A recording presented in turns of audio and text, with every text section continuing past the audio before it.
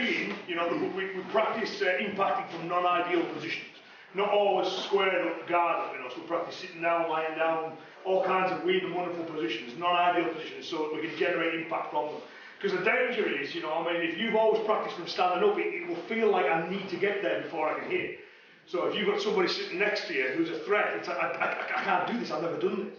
You know, and granted, you're not going to do a beautiful flowing combination in the same way that you might do when you stand up. It's going to be rough and it's going to be ugly. But, you know, you need that thing, is I can hit from here. Right? So we need to practice from any and every position. Same thing again.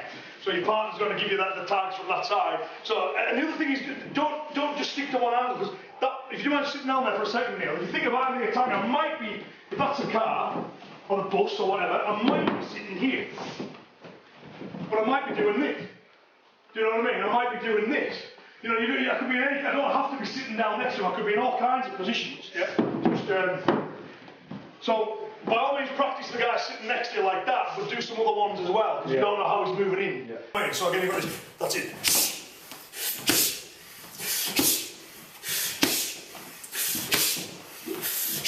Get the idea?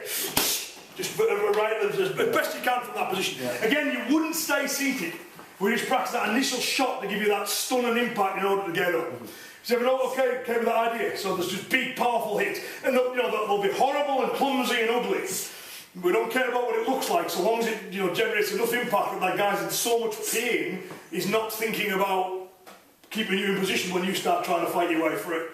Is everyone okay to give that a go? So turn it round, do it on the other side, and then we'll do it straight. So we'll do front again, but rising while we do it. As I mentioned before, the chair's a weapon you can use.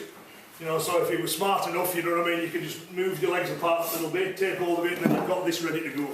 You know what I mean? So it's there, ready to be used. If the chair, you can't do that. If there's a table in front of you, that's a barrier too. That can be used.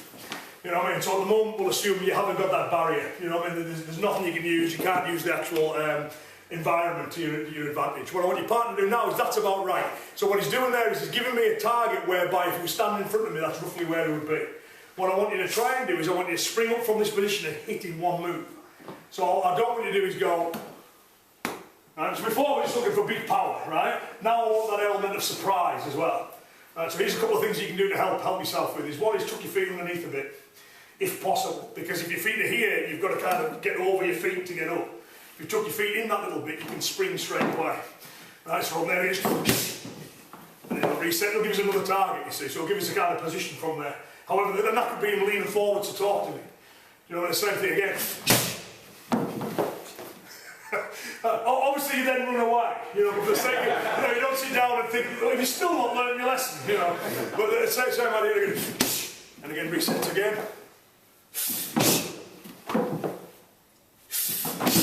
And then I'll look up. So I'm okay with that. So it's the idea of hitting as we rise.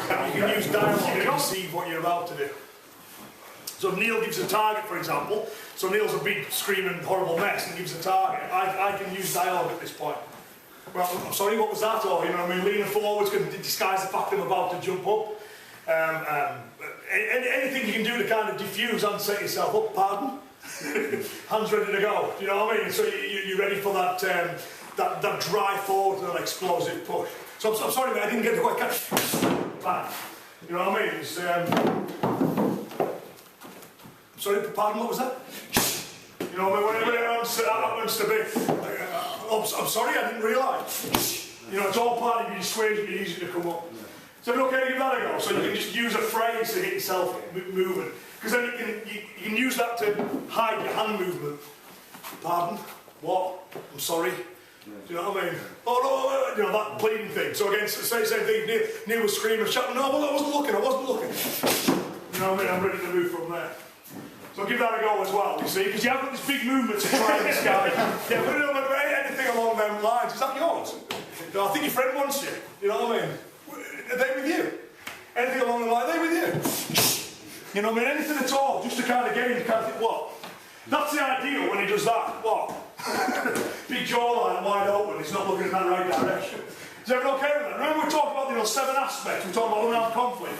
7 aspects, so you've got voice, kicking, hand strikes, limb control, close range striking, vertical grappling, horizontal grappling. So voice is one that's overlooked a lot, I think, and we can use it, you know, so lie, use deception.